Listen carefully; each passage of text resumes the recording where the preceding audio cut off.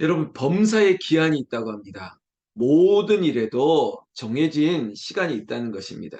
그리고 천하만사가 다 때가 있다고 합니다. 여러분, 이 한 줄, 오늘 전도서 3장 1절이 얘기하는 이 한 절이 아주 철학적으로 들리십니까? 아니, 사실입니다. 범사에 기한이 있고 천하만사가 다 때가 있다고요. 이것을 우리는 어떻게 아멘 하고 수용하냐면요. 신뢰하냐면 하나님이 시간의 주권자, 주관자, 창조자 모든 것을 다스리시는 하나님이 이 시간까지도 우리의 역사도 주관하시는 분이에요. 그래서 우리의 과거나 현재나 미래까지 우리에게 주어진 모든 시간을 하나님께서 다스리고 계시고 그 시간 속에 하나님은 우리에게 좋은 것으로 아름답게 하시는 하나님임을 믿는 것입니다. 이 신뢰가 바탕으로 된다면 지금 내게 주어진 시간이나 내가 지금 하고 있는 모든 진행 속에 있는 것들까지도 결국은 하나님께서 좋은 것으로 응답하여 주실 줄로 믿습니다. 이게 있죠. 심지어 지난날에 과거 후회스러운 거 있지 않습니까? 아유, 이것도 저것도 그러나 그것도 마치 경기, 요즘 제가 축구 얘기를 했지만 야구도 그렇고 모든 경기도 이거 한 경기의 일부분이라는 것이죠. 그렇게 본다면 내가 과거에 후회하는 것도 지금을 위한 하나의 일부분이라는 것입니다. 그것 때문에 나를 겸손하게 하시고 그것으로 말미암아 내가 더 신중하게 하시고 이런 거죠.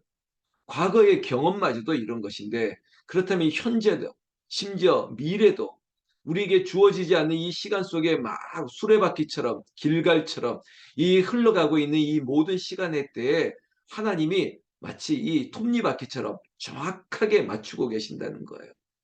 하나님이 실수하지 않으시는 분입니다.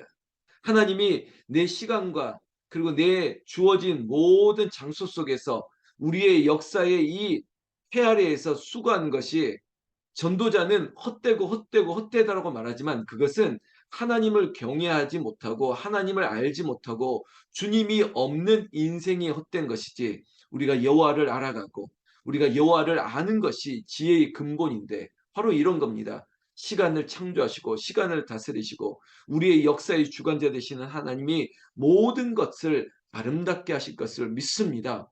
이 믿음이 우리를 강하게 하고 능하게 하는 것입니다. 오늘 1절, 3장 1절에 범사의 기한이 있다. 천하만사의 때가 있다. 여러분 이 한 줄 그냥 외워버리는 겁니다. 이거 자꾸 암송하는 거예요. 그래서 우리가 기도할 때 우리가 이 문장을 이 성경 구절을 자꾸 인용하는 겁니다. 하나님 천하만사의 때가 있죠. 그래 범사의 기한이 있죠. 그래 지금 내게 주어진 모든 일들 가운데 하나님 반드시 알파와 오메가 되시는 처음과 나중이 되시는 하나님이 이거 하나님께서 분명히 하실 줄로 믿습니다. 우리의 답답함과 우리가 하나님 바라보면서 하나님 이거 언제가 되죠? 하나님 언제 주님 데려가실 거죠? 내 어머니를 향한 내 아버지를 향한 어쩌면 내 인생에 관한 이 모든 진행 이 흐름 속에서 우리는 답답함들을 온전히 하나님 앞에 맡겨 드릴 수 있는 것입니다. 제가 오늘 소나무 연결도 미리 썼는데 여러분 이 때가 있다는 것, 우리의 시간이 하나님 앞에 붙들려 있다는 것이 감사가 되기를 주의 이름으로 축원합니다. 여러분 2절부터 보시면요. 이 천하만사 그리고 범사의 기한과 때가 있다는 이 이야기를 여러 가지 예를 들어서 얘기하고 있습니다. 심지어 14번의 마치 어떠한 상반되는 때, 이 상황들을 쫙 열거했습니다. 마치 수다맨처럼 다다다다다닥 얘기하고 있습니다. 이런 거 아닙니까? 날 때가 있고 죽을 때가 있고 심을 때가 있고 거둘 때가 있고 막 이러면서 그 때가 있다고 하는 이 14가지의 상황 속에 우리는 어디에 우리는 상반될 수 있는 우리의 상황을 넣을 수 있습니까? 여러분 공감하시죠? 날 때가 있고 죽을 때가 있다는 것부터 시작해서 우리가 이 땅에 왔으면 우리는 이 땅에서 이제는 떠날 때가 있는 것입니다. 그러면서 이 14번의 이러한 상반된 이야기들, 그래, 내가 아플 때도 있지. 그러나 내가 건강할 때도 있지. 여러분, 감기, 몸살, 독감, 여러 가지 질병, 물론 우리에게 이런 병이 찾아올 때가 있죠. 그러나 이 병을 하나님께서 완치하고 고칠 때가 있다는 것입니다. 내가 우울할 때가 있죠. 그러나 웃을 때가 있다는 것입니다. 우리에게 있어서 살이 빠질 때가 있고 살이 찔 때도 있죠. 이런 때가 다 있다는 것입니다. 배고플 때가 있고 배부를 때도 있고 아주 사람이 간사하지 않습니까? 들어갈 때 다르고 나올 때가 다른 것처럼. 그러니까 이 시간 속에서 우리의 너무나도 상반되고 우리의 마음이 이렇게 바뀌는 것, 조석이 다르다지 않습니까? 아침에는 몇 개, 조삼모사, 아침에는 뭐 세 개인 줄 알았더니 뭐 저녁에는 몇 개인 것 같고 우리의 생각이 우리 인간으로 바라보는 모든 이 시간 속에서 주어지는 감정은 다 다를 수밖에 없습니다. 이 새벽의 이 감정과 그리고 또 밤에 느끼는 감정, 이 모든 것들이 다른데 우리가 시간 속에서 누리는 모든 인간의 생각들을 하나님 앞에 올려드리지 않으면 우리는 조삼모사 늘 바뀌기도 하고요. 그리고 우리 인생 가운데 이렇게 저렇게 우리의 삶이 자꾸 흔들리고 하나님이 의인의 요동함을 허락하지 아니하노라고 했는데 우리는 자꾸 휘청휘청거리는데 그래서 전도서라고 하는 이 성경을 보면서 우리의 인간의 한계성을 느끼면서 헛되고 헛된 것에 우리가 이것을 붙들려고 아무리 열심히 살아간들 하나님이 그 때를 허락하지 아니하시면 하나님이 그 기한을 정해 주시 않으면 우리는 얼마나 이 모든 수고가 헛될 수밖에 없지 않습니까? 우리가 언제인 줄 알고 그리고 이것을 이루시는 하나님이 약속하지 않으신다면 우리가 얼마나 답답하겠냐고요. 출애굽의 과정 속에서 40년의 시간이 우리는 모르잖아요. 그러나 우리는 결과론적으로 아니까 그렇지.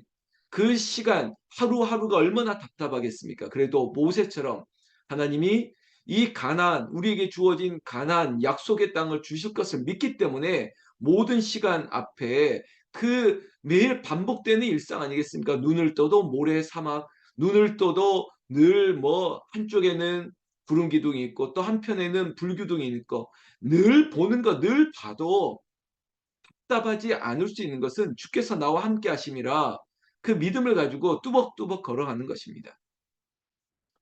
그럼 저희가 지금 이 소나무 향기나 아니면 이 날기새라고 하는 이 새벽을 깨우는 이런 일들 누군가는 별반 다른 것 없이 느낄지 모르겠지만 우리에게는 이때가 얼마나 귀한 시간입니까? 여러분 권사님이 새벽을 깨울 때 몸이 더 건강해집니다. 새벽을 깨울 때 지혜가 옵니다. 새벽을 깨우며 기도하니까 반복되어지는 현실들을 마주할 수 있는 힘이 그 능력이 맷집이 생기는 거예요. 기도하니까 이루어지는 일들이라는 것을 저 여러분들이 믿으시잖아요. 사랑하는 성도 여러분, 이 하나님께서 기한 어떤 모든 일에 시간, 기한, 때 있다는 것을 믿으면 우리가 최종적으로 해야 될 일이 뭐냐면 그렇다. 우리가 주어진 모든 일, 그리고 모든 시간 이것들은 하나님께서 주관하시는데 결론입니다. 아름답게 하실 거라는 겁니다. 모든 것을 아름답게 하시리라. 성경 말씀 우리가 9절 보면요. 일하는 자가 그의 수고로 말미암아 무슨 이익이 있으랴. 여러분 우리가 지금 이렇게 때로는 이런 마음 들 때가 있잖아요. 내가 이렇게 하는 걸 누가 알아주겠어? 내가 이렇게 진심으로 하는 걸 누가 알아주겠어? 하나님께는 전심으로 사람에게는 진심으로 살아가는 이 시간 내게 주어진 하루를 누가 알아주겠어? 만약에 담임 목사가 아유 내가 이거 성도들이 알아줄까? 나 혼자 왜 이렇게 수고를 해야 되나? 이런 생각이 있으면 저도 스스로 사꾼이 되어버리는 거예요. 그러나 그냥 하나님께서 이때를 위함이지. 그래 하나님이 나를 여기 세운 것은 다 뜻이 있겠지. 그리고 내게 주어진 하루하루가 주님과 동행하는 시간이기 때문에 그게 너무 좋고 아름다우니까 갈 수 있는 거예요. 결국은 네가 사람에게 좋게 하랴 하나님에게 좋게 하랴 순서는 하나님을 기쁘시게 하다 보니까 주변의 사람은 그거는 타이밍의 문제예요. 저 사람은 빨리 알아주기도 하고 저 사람은 아유 시간이 지나도 잘 몰라주기도 하죠. 그래도 그것은 결국에는 하나님께서 알게 하실 것이라 시간의 문제지 하나님이 알아주면 그것은 나중에 문제예요. 근데 거꾸로 사람에게 아름답게 사람에게 좋게 하다 보면 그건 함정에 빠질 때가 있습니다. 저 사람 눈에 들고 저 사람 마음에 맞고 저 사람한테 박수 받아야 되고 이런 게 우리의 삶의 우선순위가 되면 침륜에 빠진다고요. 함정에 빠진다고요. 왜? 사람은 아름답지 못합니다.